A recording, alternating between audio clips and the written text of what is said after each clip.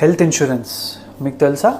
ఇండియాలో ఆల్మోస్ట్ 70% మందికి ఇన్సూరెన్స్ ఉండదు అండ్ ఆల్మోస్ట్ 45% మంది తమ జేబు నుంచి క్యాష్ పేమెంట్స్తో హాస్పిటల్ బిల్స్ కడుతున్నారు. నిన్న ఒక patient came from village Sangareddy and పని ఏం చేస్తారంటే జస్ట్ చిన్న మేస్త్రి పని చేస్తారు. బట్ ఆయన దగ్గర హెల్త్ ఇన్సూరెన్స్ ఉన్నింది.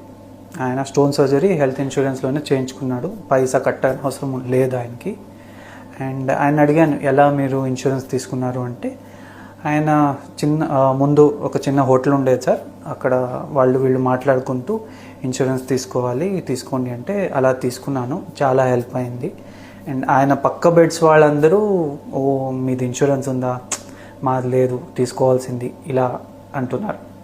సో 2026 ఇంకో 1 మంత్లో 2026 తప్పకుండా హెల్త్ ఇన్సూరెన్స్ తీసుకోండి. మీరు మీ హస్బెండ్ కానీ మీ పేరెంట్స్ కానీ